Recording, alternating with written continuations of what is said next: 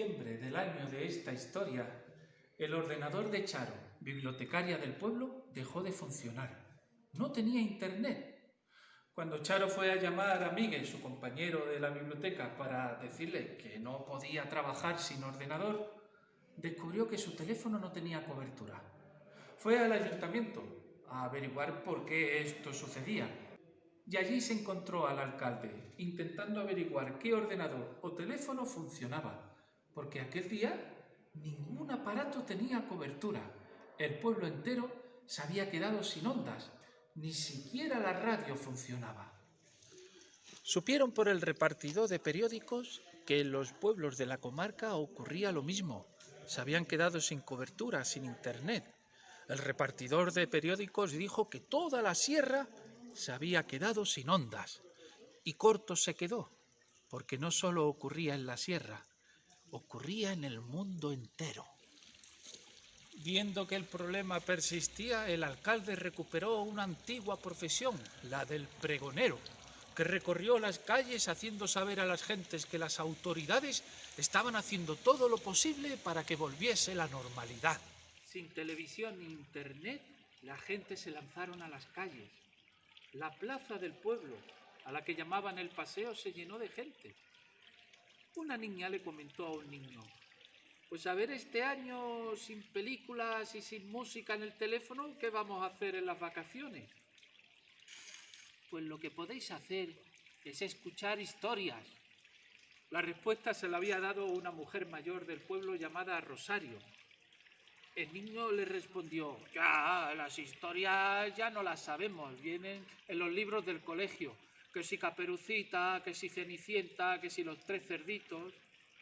Rosario le respondió: no me refiero a esas historias, me refiero a las de aquí, las del pueblo, como por ejemplo, cómo nació el cocido más grande del mundo, porque el cocido más grande del mundo se hace en este pueblo, y todo empezó con una enorme calabaza. Rosario les contó cómo surgió la idea de hacer el cocido más grande del mundo. Aquel niño y aquella niña no lo habían escuchado nunca, así que les fascinó. Cuando terminó la historia, el niño y la niña fueron a por más personas para que escucharan la historia que explicaba el origen del cocido más grande del mundo. Poco a poco, delante de Rosario se congregaron más personas. Hasta 3 veces tuvo que contar la historia. Y a la tercera, en el público había personas adultas también, entre ellas Miguel, el bibliotecario, el cual, al escuchar la historia, tuvo una magnífica idea que le contó a su compañera y pusieron en práctica al día siguiente. La mañana del 25 de diciembre, el pregonero volvió a recorrer las calles, esta vez anunciando: se hace saber que en el paseo a las 5 de la tarde se van a contar historias. La vecina Rosario contará cómo surgió el cocido más grande del mundo. Se recomienda llevar silla propia. El paseo aquel día se llenó de gente que quería escuchar historias. Allí se sentó Rosario y contó otra vez cómo de una gran calabaza surgió aquella magnífica idea. Pero cuando terminó, le pidieron otra historia, y otra y otra. Y cuando ya no tenía más que contar, alguien preguntó: ¿y mañana quién va a venir a contar las historias? Miguel y Charo se miraron a los ojos. No habían pensado que la actividad fuera a durar más de un día. Tendrían que buscar a alguien para contar historias. Pero alguien reclamó: desde el fondo no se veía bien a Rosario y no se escuchaba bien. Así que el bibliotecario y la bibliotecaria sacaron 2 conclusiones. Una: les tocaría trabajar en días de descanso, aunque no sería la primera vez.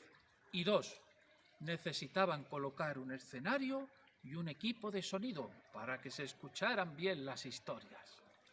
Charo y Miguel hicieron una lista de todas las personas mayores del pueblo que podrían contar alguna historia en el escenario, y la mayoría de ellas estuvieron de acuerdo, dispuestas a contar en el paseo.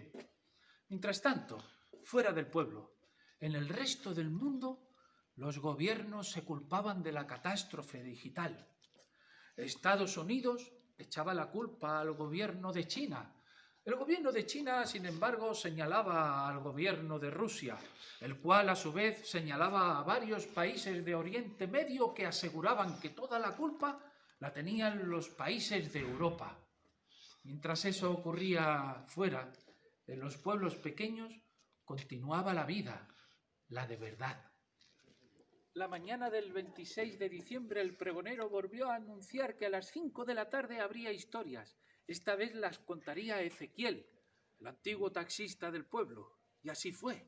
La plaza se llenó de gente y Ezequiel contó muchas aventuras vividas en sus trayectos en taxi desde el pueblo hasta las ciudades, entre ellas varios alumbramientos, bebés que nacieron en su taxi, camino del hospital. Cada día a las 5 de la tarde hubo historias en el paseo. Por el escenario subieron varias personas mayores del pueblo, entre ellas Catalina, a la cual se podía ver en la puerta de su casa haciendo encaje de bolillos. Subió al escenario precisamente a hacer encaje de bolillos mientras contaba historias. Demostró ser capaz de hacer las dos cosas con maestría a la vez. Jesús del Tiro había sido guarda del Tiro Pisón y claro, contó muchas anécdotas sobre cazadores, cosas que ocurrían en ese edificio y en los montes de alrededor. Irene Ávila contó historias que había escuchado en el bar que regentaba hacía años junto al paseo. Detrás de la barra había escuchado muchas historias del pueblo y muchas recordaba. También llevó fotografías antiguas, pues era habitual en ella que guardase muchos recuerdos a través de documentos y de fotos. También subió al escenario José el de la Huerta, que tanto tiempo pasaba en la huerta que así le llamaban.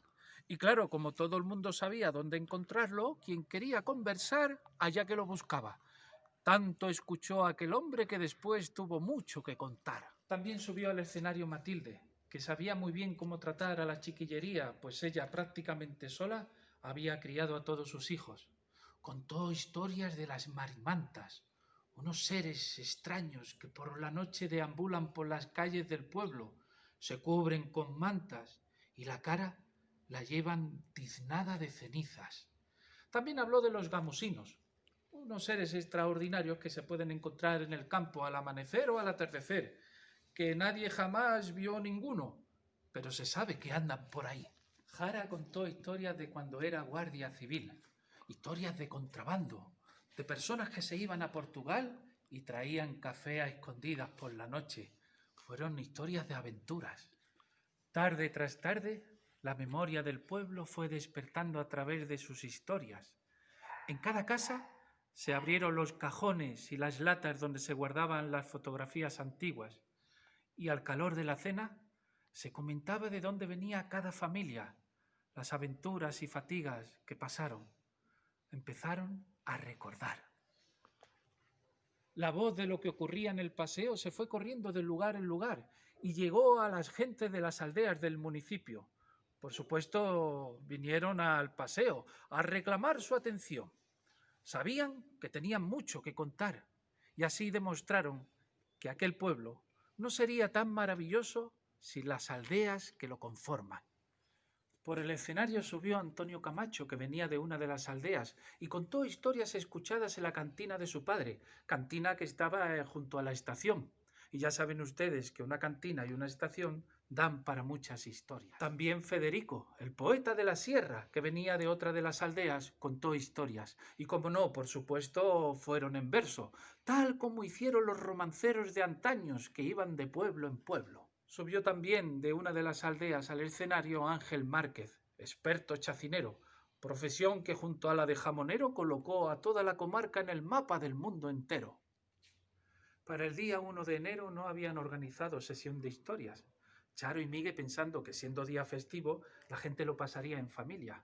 Y a pesar de que el pregonero no lo había anunciado, a las 5 de la tarde las personas se plantaron en el paseo para escuchar historias que nadie iba a contar. La bibliotecaria, al darse cuenta, fue a explicar que no habían organizado nada. Y una madre le dijo: pues si me pones el micrófono, cuento yo una historia de mis abuelos. Y así fue. Tras esa madre subió un padre, que también contó historias de sus abuelos. Poco a poco, la plaza se fue llenando de historias de las personas que ya no están en el pueblo porque fallecieron. Personas que conformaron las calles, las casas, el torreón de la iglesia que hoy todo el mundo disfruta. Y aquella sesión de historias fue dedicada a las personas fallecidas para recordarlas. Una maestra explicó al público que recordar proviene del latín recordis, volver, cordis, corazón, y que recordar a esas personas es hacer que volvieran a pasar por el corazón. El día 6 de enero fue la última sesión de historias en el paseo. Lo más maravilloso es que nadie se había dado cuenta de que la cobertura había regresado. El mundo entero volvía a tener internet, cobertura a los teléfonos e incluso radio. Y nadie se había dado cuenta, simplemente porque estaban escuchando a los mayores contar historias. Quizá fue el regalo más hermoso de Reyes Magos, volver a mirar a la cara a las personas mayores y escuchar lo que nos quieren contar.